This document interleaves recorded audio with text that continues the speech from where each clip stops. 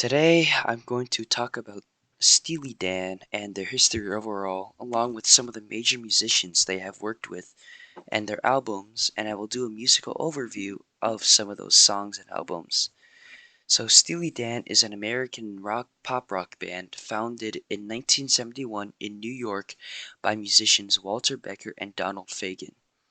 Becker led the bass, guitars, and background vocals, and Fagen directed the lead vocals and keyboard, and in 1974 they became a studio-only band, and they were labeled by the magazine Rolling Stone as the perfect musical anti-heroes for the 70s. Now on to the early history of Steely Dan. Becker and Fagen originally met in '67 at Bard College, which is a private liberal arts college in the hamlet of Annandale-on-Hudson in the town of Red Hook in New York State.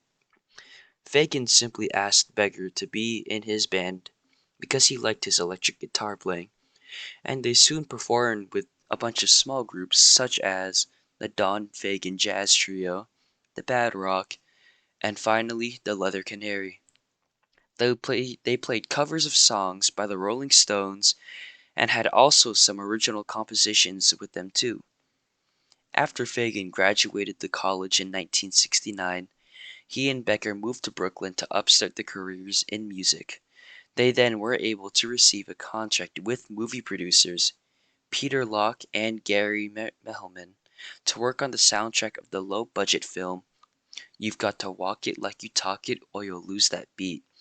And Fagen bluntly said, we did it for the money. Overall, in Brooklyn they had little success, but when one of their fellow associates, Gary Katz, moved to LA to become a staff producer at ABC Records, that is when their career really started to take off. Now on to the two albums Can't Buy a Thrill and Countdown to Ecstasy. Can't Buy a Thrill was the band's debut album, and it had the singles Do It Again and Reeling in the Years, respectively hit number 6 and number 11 on the charts. Along with Dirty Work, these three songs became very popular songs played on the radio in that era. Fagen was simply unwilling to play live on stage in their live performances, so David Palmer, who did the vocals in Dirty Work, typically handled the vocals on stage within their first tour. Katz and Becker did overall prefer Fagen's style and interpretation of the band's songs, which eventually peer pressured Fagen to take over the lead vocals. Palmer overall then silently left the group while they recorded their second album, Countdown to Ecstasy, and it was stated that Palmer, fit in like a cheerleader at a crap game. Now, Countdown to Ecstasy wasn't as commercially as successful as their debut album, and Becker and Fagen personally were also unhappy with some of the recordings on that record. The songs Showbiz Kids and My Old School were on the lower half of the charts overall, but Fagen and Becker were displeased with their own performances in it because they seemed a little bit rushed. Now, onto their next albums, Pretzel Logic and Katie Lied. Pretzel Logic was released in early 1974 and is known to include the group's most successful single, Ricky Don't Lose That Number, which hit number 4 on the charts. On their previous album tour, they recruited vocalist and percussionist Royce Jones, vocalist, vocalist and keyboardist Michael McDonald, and drummer Jeff Porcaro. Porcaro played one drum track on Night by Night, and Jim Gordon played drums on the other tracks of that album. Steely Dan did have a strong suit for session musicians, and Jeff Porcaro and David Pitch, who was a pianist on their album Katie Lied, went on to form the very successful band Toto, which created very big hits. Pretzel Logic was also the first album to feature Becker on guitar, and once as Chuck Rainey was introduced to the band, Becker stated, quote, he felt no need bringing my bass guitar to the studio anymore. Becker and Fagen did have a distaste towards touring their own music and preferred to focus on writing and recording their music. This overall caused a separation between all the musicians within the band, and soon members left the band entirely. Members such as Diaz stuck with the group until their albums Gacho, and McDonald contributed vocals until the group's 20-year gap after that album. In Katie Lied, Becker and Fagan recruited many different session players for this album, and it was later released in 1975.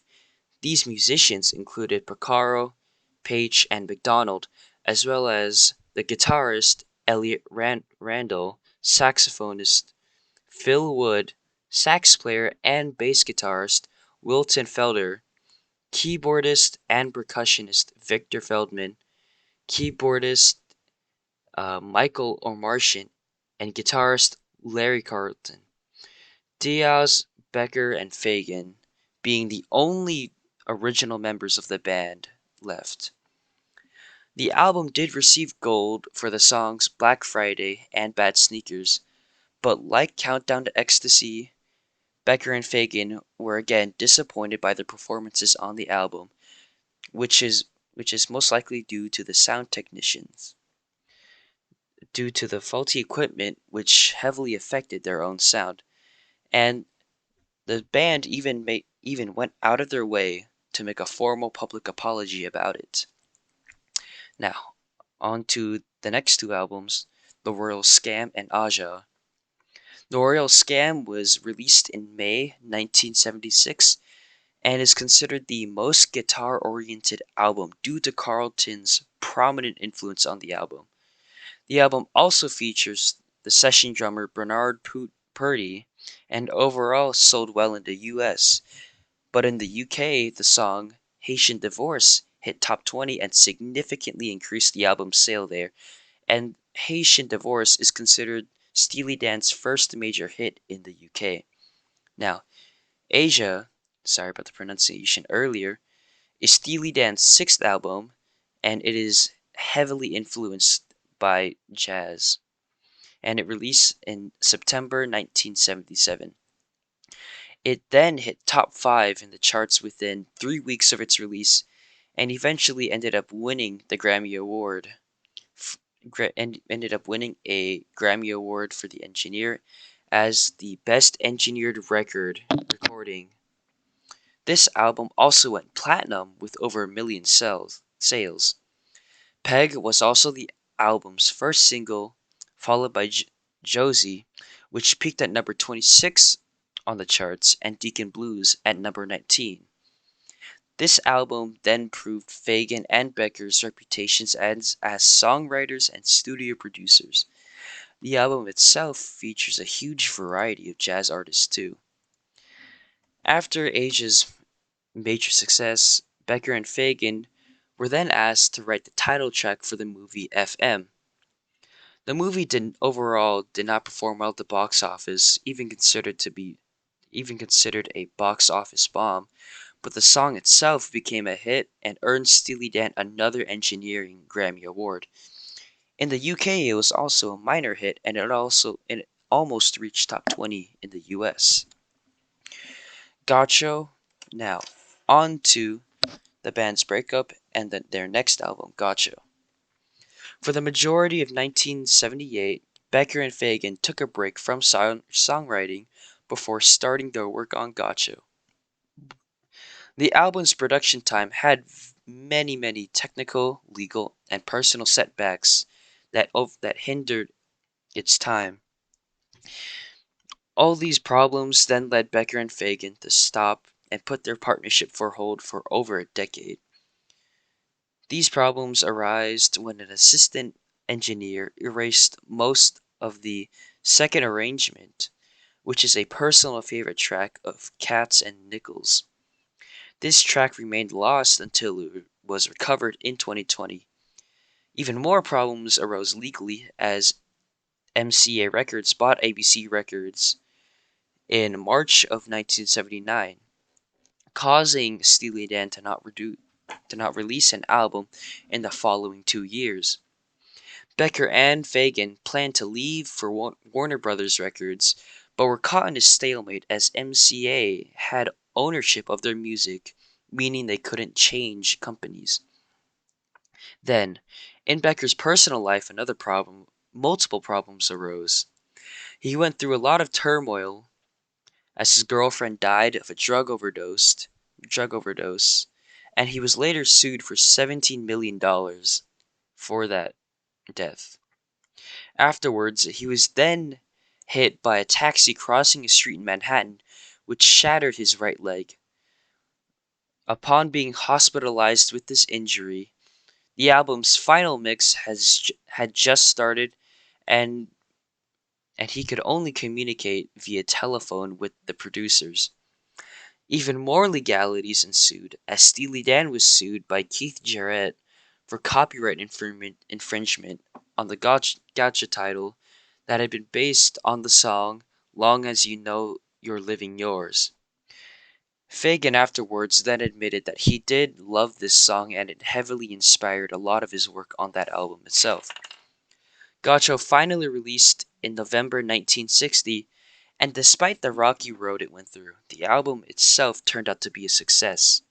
Its first single, Hey 19, reached number 10 on the pop charts in early 1981, and Time Out of Mind was a slight hit in the following spring. Now, on the musicality of the band itself, Fagen and Becker had a perfectionist idea about their music, working with many prestigious musicians, producers, and writers. They were said that they were said that quote their acceptance level was way above everyone else's, and that everything had to be as near perfect and technically and humanly possible. Their use of session musicians, especially drummers, where they where they found Jim Gordon with his bossa nova style in the song Ricky Don't Lose That Number. Steely Dan took in many different session musicians, and many of these musicians were legendary artists within that era. An example is in Katie Lied, where they used 6 different guitarists in that album, each unique for that styles and sounds that would match for the songs produced. An example of this would be Rick Derringer in Chain Lightning, who had a quote greasy guitar solo with more grit to it, compared to Denny Diaz for his more technical and clean skill in his solos. Their album Asia also featured very prominent uses of brass instruments, and this was also Denny Diaz's last guitar appearance in the group's in the group's history. Overall, there are many more musical technicalities you can find within Steely Dan's discography, especially Asia. Their production skills are immaculate, and if listened to deeply, the layering of instruments and blend of their vocal harmonics create such great songs. Side note, I do own the 2 albums Countdown to Ecstasy and Pretzel Logic on vinyl. I love Steely Dan as a whole, and this project overall, I actually had a lot of fun with, even though it was a lot of information. I love the band itself. So, thank you.